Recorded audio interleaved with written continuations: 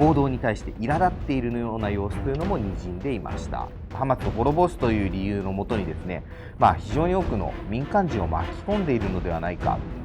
How you get the job done by murdering and burning and kidnapping and raping and mutilating. And I'm thankful that we have President Trump in the White House, a strong leader standing firmly against the forces of evil and terrorism and by the side of the democracies, by the side of Israel in our case. This is a excessive self-defense, but what do you think of that? What you're referring to is what we call in the military jargon collateral damage. Now, it is always taking place in every war in the history of warfare that civilians get in the harm's way. They take their data from Hamas. They have changed the way they do service themselves just to get the numbers that they could claim there is famine in the Gaza Strip. There is no famine in the Gaza Strip, but to reach peace, sometimes you need to fight. And I hope that many of the Japanese people understands that. We have our enemies. テレビ東京の中村ワタルです。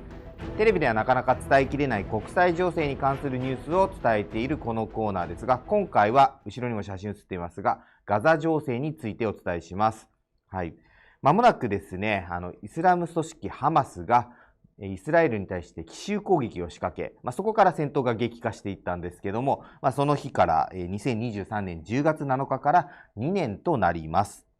今回はですね、改めてイスラエル側の真意、考えというのを伝えるということで、来日したイスラエル国会の議長、アミール・オハナさんに独占インタビューをしてきましたので、それについてお伝えしようかと思います。今回はイスラエル側の主張なんですけれども、近いうちにパレスチナ側の主張というのも伝えようと思っております。これ一つ誤解のないようにしていただきたいのは、あくまで次に伝えるのはパレスチナ側の主張ということで、イスラム組織ハマスの主張ではないということを誤解ないようにお願いいたします。で、今回はですね、イスラエルのオハナ議長、後ろに映っていますね。はい。イスラエルの国会、クネセトというんですけども、そこの現職議長が来日するというのは実に26年ぶりのことになります。はい。今回単独インタビューの機会を得ていろいろと聞いてまいりました。どんなことを聞いたのか、インタビューをご覧になる前にですね、まとめておきますと、まず日本との関係、日本との共通点なども議長話していまして、期待していることなんかも聞いてきました。またですね、足元でフランス、カナダ、オーストラリアなどがですね、パレスチナを国家承認しようとしているんですね。これについての見解というのも聞いてきました。そしてですね、ハマスを殲滅するという、ハマスを滅ぼすという理由のもとにですね、非常に多くの民間人を巻き込んでいるのではないかということについても聞いています。そして、最近ですね、ガザで飢饉が起きているという報告というのも、国連の機関などが行っています。この状況についても、質問をしています。で、最後にですね、トランプ大統領への期待。今、ウクライナ、ロシアとの停戦交渉なんかもトランプさん非常に動いていますので、イスラエルとハマスだったり、この中東情勢に置き換えた時の期待なんかも聞いてきています。はい。途中ですね、何度か、オハナ議長がですね、語気が強くなるといいますか、若干ヒートアップしているような場面もありました。特にですね、現在のガザでの攻撃についてですね、私が過剰防衛なんじゃないかというような指摘をしたんですが、そこで声を荒げていろいろと回答をしていたのと、加えてですね、先ほどちょっと触れた国連の機関がガザなどで飢饉が起きていると今報告していることについてですね、これもですね、かなり強い反論というのを行っていたということです。後ほどVTR をご覧いただきます。で、ちょっとその VTR に入る前にですね、早く見せろよって思うかもしれないですけども、ちょっとですね、下地となる知識といいますか、足元の報道だったり報告というのを今触れてきたところ、少し、詳細を触れたいんですが、過剰防衛という話なんですけども、イギリスの新聞、ガーディアンという新聞があるんですが、その記事を一つ紹介したいです。リンクを概要欄にも貼っていますので、もし詳しく知りたい方はそちらもご覧ください。8月21日ですかね、の記事なんですが、少し読み上げますと、イスラエル軍の機密情報データベースの統計によると、ガザ地区でイスラエル軍により殺害されたパレスチナ人6名のうち5名、つまり6分の5が民間人であり、これは過去数十年の戦争において類を見ない極端な殺戮率である。戦争開始から19ヶ月が経過した5月の時点で、イスラエル情報当局はハマスなどの戦闘員8900名を死亡、または死亡の可能性が高いと記録していた。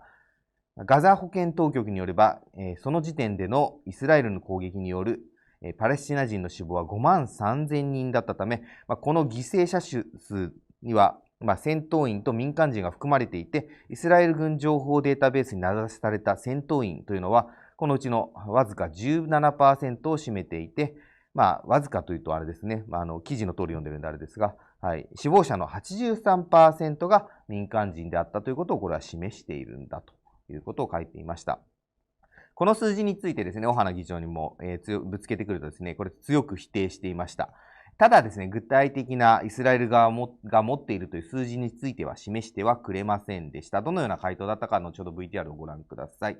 とにかくですね、こうした、ちょっとイスラエルに厳しい報道というのに、報道に対して苛立っているような様子というのも滲んでいました。またですね、もう一つ飢饉が起きているんじゃないかという報告について、これですね、日本時間の8月22日、国連の IPC という総合的食料安全保障レベル分類という、組織、そういう分類をしている組織があるんですけども、それがですね、パレスチナ・ガザ地区の中心部、北部に位置するガザ市で、飢饉が発生しているというのを公式に発表しました。これについてですね、各国が非常に懸念も示している、人道的状況への懸念も示しているんですけども、この報告についてはですね、イスラエルが公に反論文書なども出しています。先ほどの民間人の被害については、公式な反論文書というよりは、その場その場で反論しているんですけども、この飢饉についてはですね、文書を出していまして、ちょっと実際のレポートというのはこういったものがあって、中身もいろいろとあるんですけども、このデータの何が間違っているんだみたいなことが書いてあったりします。でこれについてはですね、オハナ議長、このレポートを示しながら、ガザに飢饉はないと主張していました。またですね、ガザで飢饉が起きているのはハマスのトンネルの中だけだとも話していまして、でそのトンネルの中での飢饉というのは何を示しているかというと、ハマスが人質に取ったイスラエルの人たち、その人たちのところには食料が行き届いていない。それだけであって他には飢饉がないという話をしていました。で、この実際のレポート、これもですね、概要欄にリンクを貼っておきますので、ご覧になりたい方、詳細を知りたい方は見ていただきたいんですけども、概要としてはですね、この1枚めくった、ここですね。いろいろと5個書いてあるんですけども、データが作られているんじゃないか、IPC は自分たちのルール、飢饉に関してのルール、定義づけのルールすらも破っているんじゃないかと。で、また都合のいいデータを拾ってきているだけなんじゃないか。これチェリーピッキングって英語で言うんですけども、と書いてあったり、他には、都合が悪い、矛盾する都合の悪いデータなんかを隠していると。本当は持っているのに隠しているんじゃないかと。で、さらに都合の悪いデータを無視している。これはイスラエル側が提供しているデータなども含めて無視しているんじゃないかということがですね、実際の数字なんかも含めて示しながら記載してあるということですね。とにかくですね、これ結論としては、オハナ議長及びイスラエル側が言っているのは、ガザに飢饉が起きていると言いたいという結論がありきのミスリードだということが、この報告書の結論にはなっていました。これはあくまでイスラエル側の主張ですね。またですね、オハナ議長がちょっと印象的だったのは、この飢饉についてはかなり数字の、示しながら、いろいろ反論してたんですけども、先ほどの民間人の死者についてはちょっと数字は示せず、主張をするというだけだったというのも、少しグラデーションがあったというのも印象的でした。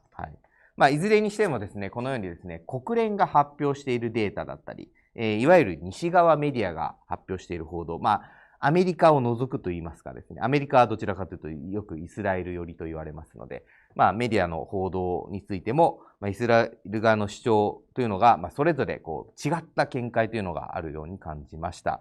正直に言ってですね、イスラエル側の主張が私としても取材している私としても、全てを理解できるというわけでもないですし、また、戦争中ということで、それぞれが都合のいいことを言うというのは、これはですね、ある意味戦争中の常です。日本でもよく有名なのは大本営発表というのがありましたし、現在でもですね、ロシア、ウクライナの間でもいろいろと情報戦というのも行われているというのも、これは戦争中のある意味、常に起きていることです。ということで、今回も含めてですけれども、一方の言うことを全て信じるというのはなかなか難しいのですが、それぞれの主張をまず聞いて、この考えや真意、何を思っているのかというのを考えるための材料としては、まずは主張を聞くというのは、一つ手段としてありなのかなと思っております。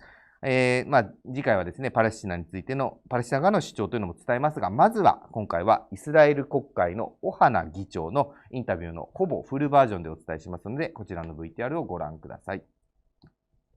おはようございます。Very good to meet you, Nakamura-san, and good morning to the viewers. Well, it's been 26 years since the last visit of a Speaker of the Knesset in Japan, and Japan is surely one of our friends, one of the most important countries in the world, the fourth largest economy, one of the G7 states, so I thought it was too long, so I came back. I visited Japan 3 years ago, not as a speaker, as a co-chair of the Interparliamentary Friendship Group between Japan and Israel, and had quite a few significant meetings. One of those was the late Shinzo Abe. I probably was the last Israeli to have met him.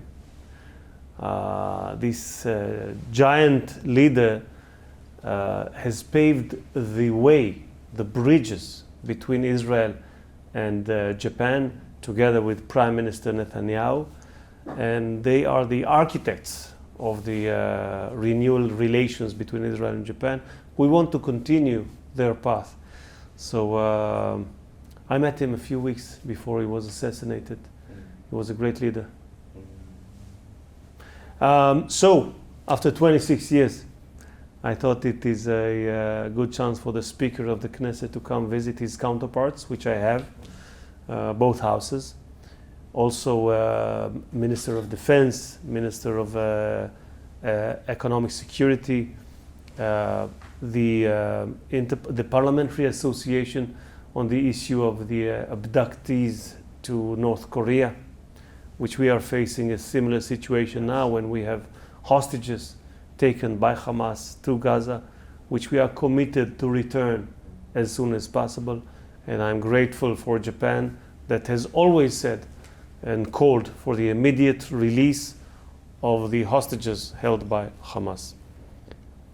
So we had quite a few fruitful meetings, very friendly, very open. They have reaffirmed the relation between Israel and Japan, and I'm very happy about it. I brought with me together on this very important delegation members of Knesset from the opposition and coalition, both sides of the political aisle. Merav Ben-Ari is a whip for the opposition, and Boaz Bismuth is the chairman of the Foreign Affairs and Defense Committee in the Knesset. Both co-chair the Interparliamentary Friendship Group between Israel and Japan, so they are quite knowledgeable when it comes to Japan and the relations between the two nations, and also the family of one of the hostages that we have, Guy Gilboa Dalal. Now, Guy was a fan of Japanese culture. He was self-teaching himself to read, to write, to speak Japanese, and he had a plan to come and visit Japan a few months after he was kidnapped. So of course the fact that he was kidnapped has delayed this plan, but we are determined to bring Guy back to his family and to bring Guy to visit Japan and to fulfill his childhood dream. You mentioned that the hostage, you know, Yes. So someone is saying that which is more important to release the hostage or stop the battle, so ceasefire? Both purposes are combined. We must push military pressure on Hamas in order for them to come to a deal. We have managed so far to release most hostages, more than 200 hostages we have managed to release, some through military operations, but the majority through the deals. And we can have the deals only when we press Hamas with their backs against the wall and they come up with a deal. So to do that, we need both a combination of both military pressure and diplomatic pressure. So we are taking care of our side on the military pressure. We don't ask any other military to participate in our efforts. We are risking our soldiers and we are experiencing very high prices for that. But we do need the world to help us with the diplomatic pressure.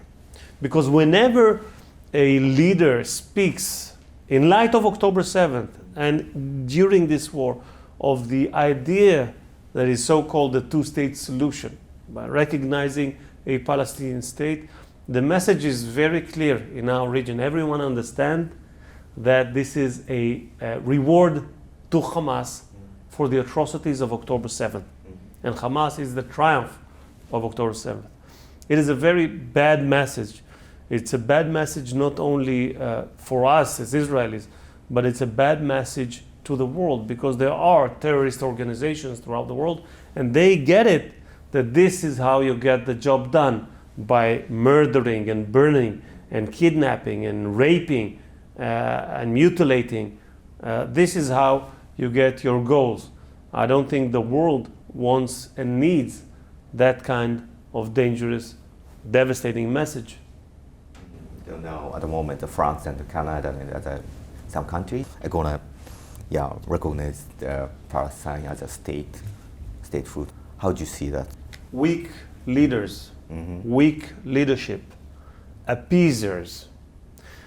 In face of the aggression of those radical forces of fundamentalism and extremism, what we need is to stand strong, not to appease, not to give a reward.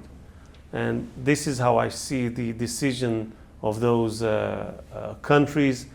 I think that history will judge them, because we are facing a battle between the forces of evil that I have just stated and the forces of freedom and liberty and democracy, which in our region Israel represents, Israel stands for. And this is what they are after. And on this, Israel and France and the UK and Australia and Japan are supposed to be on the same team, the team of the free world. And to reward Hamas for what they have done by recognizing a Palestinian state is probably the worst decision, the most cowardly decision that a leader can take at such times in light of October 7th. So I am very sorry for the statements coming from those weak leaders, and I hope and I believe that the world needs a stronger leadership. And I'm thankful that we have President Trump in the White House, a strong leader standing firmly against the forces of evil and terrorism, and by the sides of the democracies, by the side of Israel in our case. Regarding Japanese government stance, so the Japan's already showed their opinion. Unless the discussions between on the two-state solution, so it's difficult to make an appropriate decision to recognize Palestine as a state. So what do you expect Japanese government in Japan?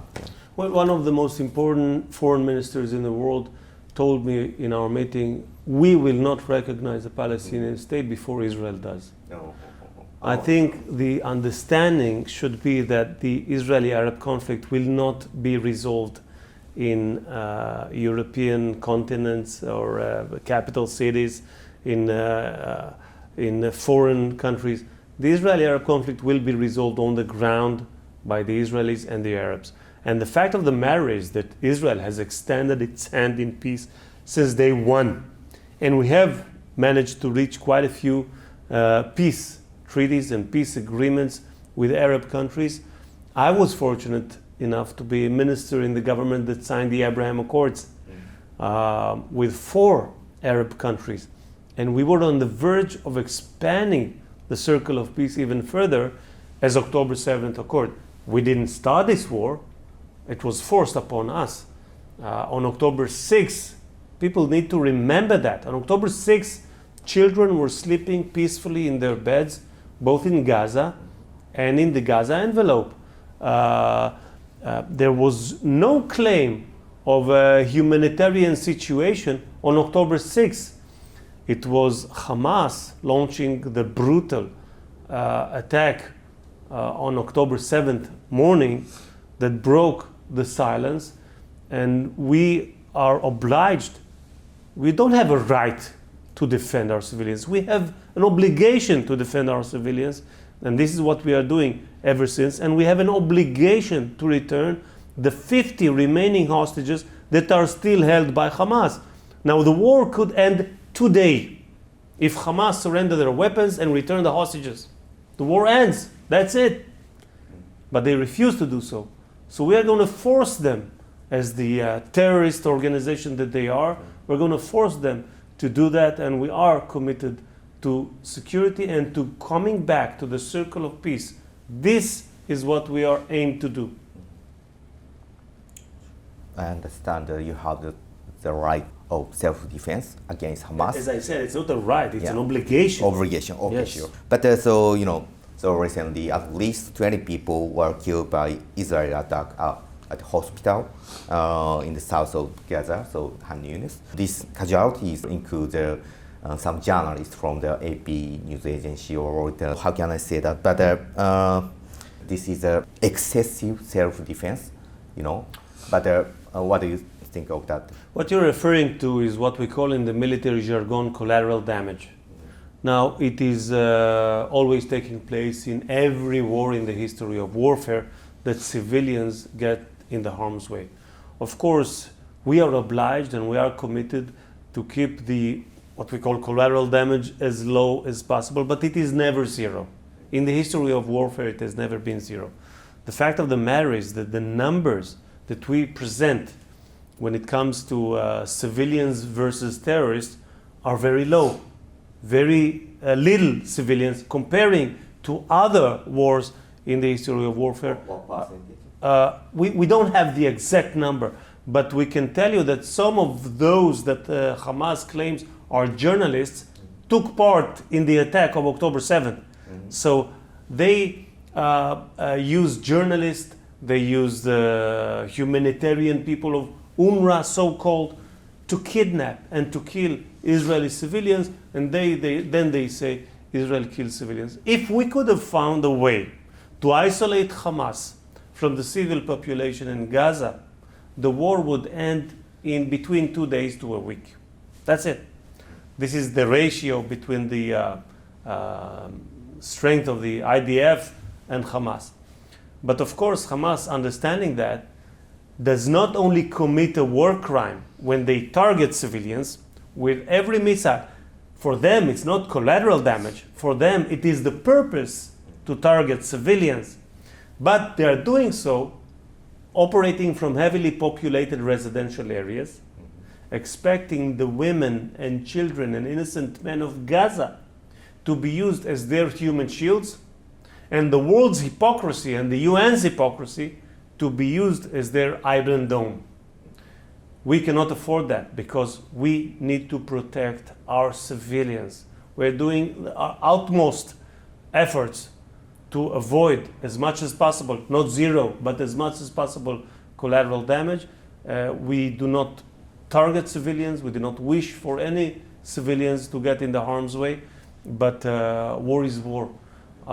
When we have entered the city of Rafah, that was heavily populated, we have first, before that, evacuated it from the civilian population, and thus we managed to keep the collateral damage very, very low. And it was only terrorists that we are targeting. And this will continue to be the situation until we finish Hamas. We cannot end this war before we return all our hostages and finish Hamas, because that threat, that genocidal threat of October 7th must never happen again. It was the deadliest day for the Jewish people since the Holocaust. This is how deadly October 7th was for us. we are determined to make sure that we do everything we can to prevent such a devastating event from happening again. As a journalist, so Yes. if I'm in Gaza to cover something, I will be attacked accidentally. So yeah, this is very concern. So yeah. Yes, it is a concern for us too. As I said, we do not wish to harm any civilians, journalists or no journalists. But in war, I cannot tell you that we have found a way. We are the only military in the world that found a way to keep the collateral damage at zero.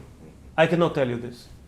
But on the other hand, so the British newspaper Guardian so reported that the more 80% of Palestinians so killed in Gaza were civilians. So based on Israeli military data, they said that. But what do you think this? Well, the Guardian said it. I refute what the Guardian said.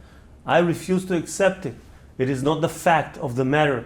I know the IDF. I have served in the IDF.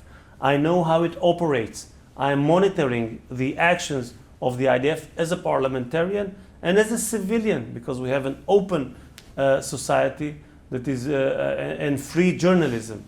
The IDF has operated according to the international law and is obliged by the rules of conduct and has always been that way. We are a part of the family of nations. As I said, if we could have found a way to isolate Hamas from the hostages and from the civilian population of Gaza, we could have ended this war a long time ago. Hamas is able to finish this war today, but they don't do that. And they are counting on journalists like the Guardian, news outlets, so-called news outlets, and others to be helping them to survive when they are the one that brought the devastation over Gaza. The next question is about the current situation in Gaza. This is different from the opinion of the Israeli government. United Nations affiliate agency IPC released a report. The famine is occurring in Gaza City. So how do you see this assessment? So You can keep shooting at me those fake reports and frauds like the organization that you have just stated, which have manipulated the numbers